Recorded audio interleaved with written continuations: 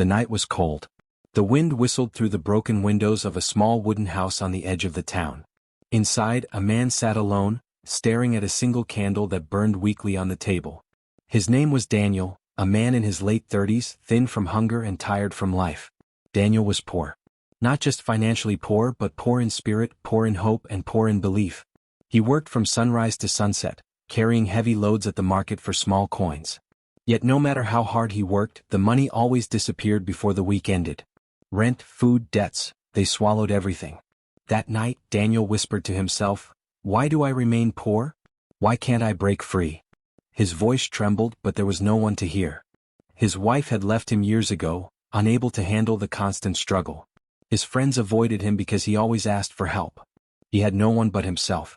But little did Daniel know, that night would be the beginning of a journey that would reveal the untold story of why the poor remain poor. Daniel woke up every morning at 5 a.m. He dragged his tired body to the town square where he waited for someone to hire him. Sometimes he carried sacks of rice. Other times he swept floors or cleaned shoes. Whatever job came his way he accepted. The pay was always small. Enough to buy food for a day, never enough to save. And when the money was gone, he borrowed. Borrowed from neighbors. Borrowed from shopkeepers. Even borrowed from men who charged him extra just for lending. Daniel told himself every day, tomorrow will be better. But tomorrow was always the same. One afternoon, as he sat under a tree resting from his work, a group of children ran past him, laughing. They were carrying new school bags, their uniforms clean and neat. Daniel felt a sting in his chest. He thought of his own childhood. He too had dreams once, to be a teacher, to travel, to build a family. But dreams fade when reality crushes them. Daniel's mind was his greatest prison. Whenever he thought about starting something new, maybe selling fruits, maybe repairing shoes, maybe saving even a little money, another voice spoke inside him. "It's too risky. You're not smart enough. People like you never succeed." This voice kept him trapped. And Daniel believed it. Because here lies one of the untold reasons why the poor remain poor. It begins in the mind. One evening, as Daniel walked home, he noticed an old man sitting by the roadside. His clothes were simple but clean, and his eyes were sharp, shining with wisdom. The old man was selling books, old, worn-out books that most people ignored. Something pulled Daniel toward him. The old man smiled and asked, "Looking for answers, son?" Daniel hesitated. "Answers? To what?" The man picked up a book and held it out. Its cover read, "The Habits of the Wealthy." Daniel almost laughed. "Books? I don't have money for books. And even if I did, books won't fill my stomach." But the old man's smile never faded. He said softly, "That is why you remain where you are. The poor believe food comes before knowledge. The rich know that knowledge brings food." Daniel froze. Those words stung. He looked at the book again. His hands trembled. He reached into his pocket. He had only enough money for bread that night. But something inside him whispered, "Take the risk." For the first time in years, Daniel ignored the voice of doubt. He gave the old man his coins and walked home with the book. That night he went hungry. But for the first time he fed his mind. The book told stories of people who started with nothing but changed their lives by changing their habits. It spoke of discipline, of saving, of using time wisely, of learning every day. Daniel read until his eyes hurt. He realized something powerful. It was not just about how much money he earned. It was about how he thought, how he acted, and how he used what little he had. That night, Daniel made a decision. He would no longer live like before. He would test the secret habits of the rich. And little did he know, this decision would change his life forever. The next morning, Daniel woke up before sunrise.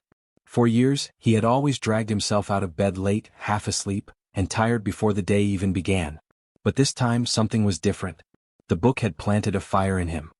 He whispered to himself, "Change your habits, change your life." Daniel decided to test the first lesson from the book. Wake up early and use the morning for growth. Instead of going straight to the marketplace, he sat by the window with the book in his hand.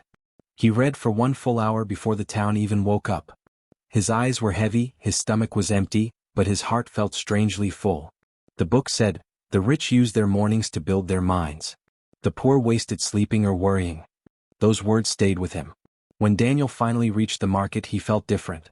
He noticed things he had never paid attention to before, how the sellers arranged their goods, how the customers were drawn to certain stalls, how money flowed from one hand to another.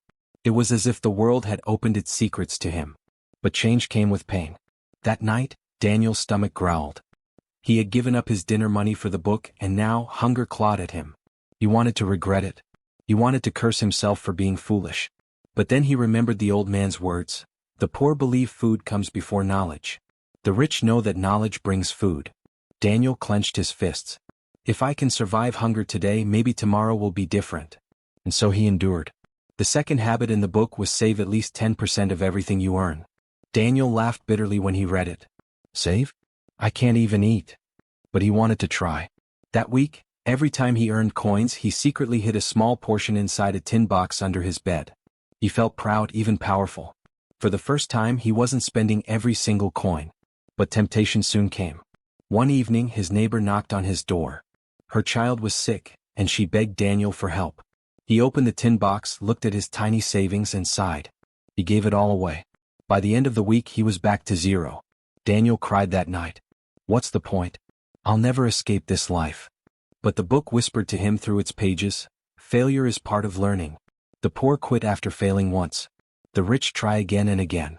Daniel wiped his tears. Then I will try again. Days passed, and Daniel continued to read and apply small lessons. He began to track every coin he earned. He stopped spending money on things that didn't matter. He started listening more at the marketplace, observing customers, learning what they wanted. And then one day an idea struck him. He noticed that many laborers in the market worked all day without drinking clean water. They often left to find water, wasting time and energy. Daniel thought, what if I bring the water to them? That evening, instead of buying food, he bought a few bottles of water and ice. The next morning, he carried them to the market and offered them to the workers for a small price.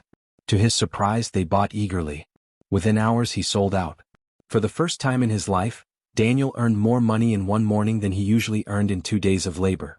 He stared at the coins in his hand, his heart racing. This is how it begins. But success was not without resistance. Other sellers in the market laughed at him. Daniel, the water boy, they mocked. You think selling bottles will make you rich? Foolish man. Even his neighbor whispered, you should find real work.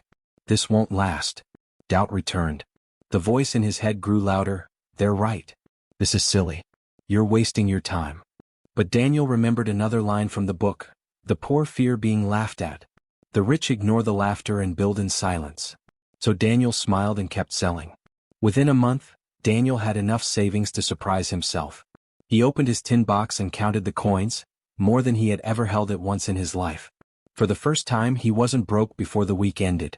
That night, he didn't cry from hunger. He cried from hope. He looked at the candle on his table and whispered, maybe, just maybe, I don't have to remain poor forever.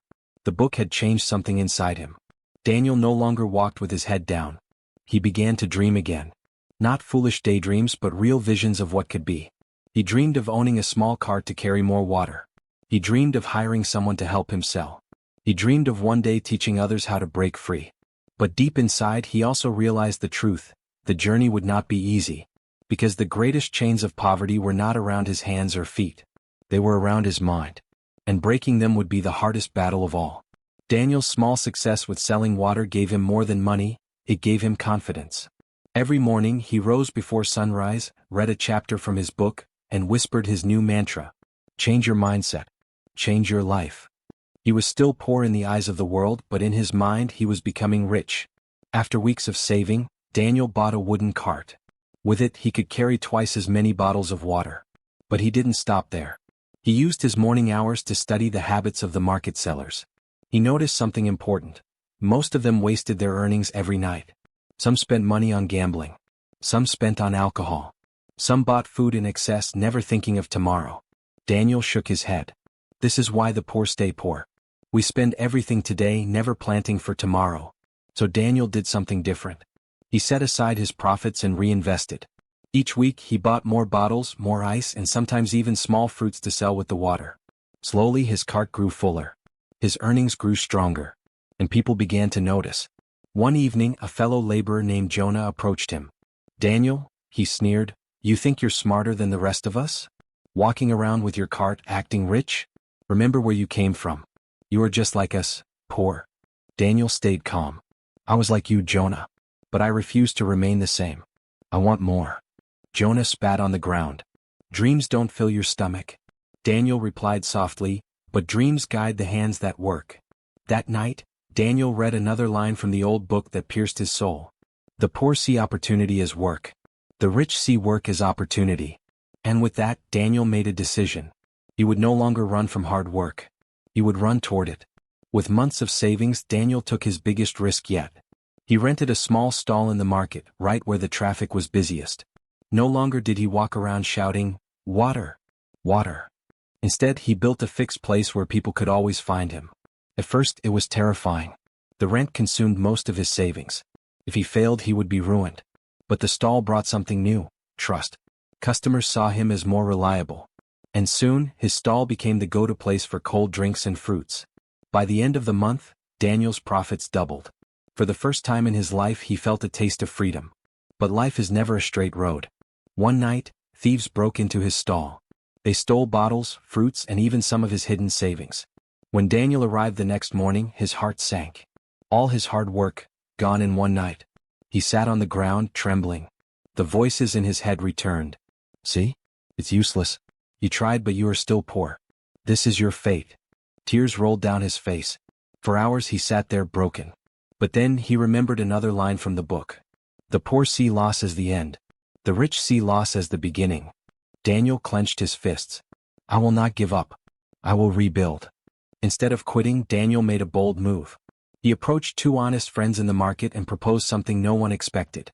"Let's work together. If we pool our money, we can rebuild faster and stronger. I will share the stall with you." At first they doubted. But Daniel's determination convinced them. Together they reopened the stall, bigger than before. This time, Daniel introduced another habit from the book. Keep a written account of every coin. No more guessing. No more careless spending.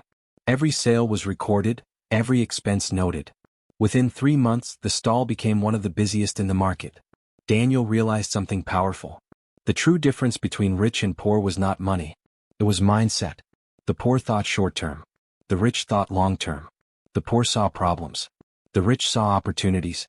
The poor gave up when hit by setbacks. The rich used setbacks as stepping stones. Daniel whispered to himself, "If I can master my mind, I can master my life." Daniel's income grew steadily. He now had enough to not only eat well but also save consistently. But he didn't stop there. He remembered another lesson from the book. Money grows when you plant it. The poor consume seeds. The rich plant seeds. So Daniel decided to plant his seeds. He used part of his profits to buy a small piece of land on the edge of town. While others laughed at him for wasting money on empty soil, Daniel smiled. He knew what they didn't. Land was an asset that grew in value. And then one day an idea struck him. He noticed that many laborers in the market worked all day without drinking clean water. One evening, left Jonah, to find the same laborer wasting time and energy, approached again. Daniel thought, "Daniel, you're lucky. What if I bring the water to them?" Bitterly. That evening, remember, we are not meant to rise. He bought a few bottles of water. The world belongs to the rich. The next morning, he carried them to the market and offered them to the workers for a small price. For a moment, his surprise, Daniel bought eagerly. After hours, he never truly enjoyed life. For the first time in his life, new clothes, Daniel earned more money in one morning than he usually earned in 2 days of labor. But then he remembered the words coins in his hand, his heart racing. The poor live for today. The rich live for tomorrow. Daniel looked Jonah without resistance. Firmly, other sellers in the market laughed at him. But Daniel, the water boy, years passed, and Daniel's small selling bottles will make you a large shop. Foolish land increased in value. Even his neighbor reinvested in more opportunities. You should find real work. But the greatest transformation was not outside. Doubt returned. It was inside. The voice in his head grew louder. He no longer thought like the poor man he once was. This is silly. He no longer wasting your time, blamed, or waited for miracles. But Daniel remembered another line from the book. He created his own miracles through discipline and vision. One day, while walking past the marketplace where he once begged for work, Daniel smiled and kept overheard two young boys whispering. Daniel had enough savings to surprise himself. They say he used to be poorer than us. He opened his tin box and counted the coins. More than he had ever held at once in his heart. He knew for the first time he wasn't rich because the week ended. He wasn't rich because he didn't cry from hunger. He was rich because he changed his mindset. He looked at the candle on his table and whispered, "The untold secret of why the poor remain poor. I don't have to remain poor forever." The book had changed something inside. Daniel no longer walked with his head down. Begged for food. He began to dream. He was now a respected businessman. Not foolish daydreams, but real visions of grown into a small company. He dreamed of owning a small car to carry more water.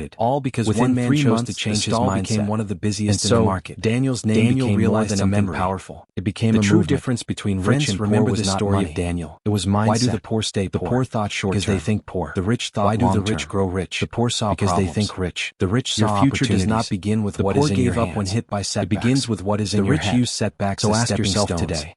Daniel Will you keep whispered thinking to poor? himself, Or will if you I can rise, master my change your mind, I can mindset, master and my create a life. future that Daniel's generations will income grew celebrate? steadily. He now had enough to not only eat well but also save consistently. But he didn't stop there. He remembered another lesson from the book. Money grows when you plant it. The poor consume seeds. The rich plant seeds. So Daniel decided to plant his seeds. He used part of his profits to buy a small piece of land on the edge of town. While others laughed at him for wasting money on empty soil, Daniel smiled. He knew what they didn't. Land was an asset that grew in value.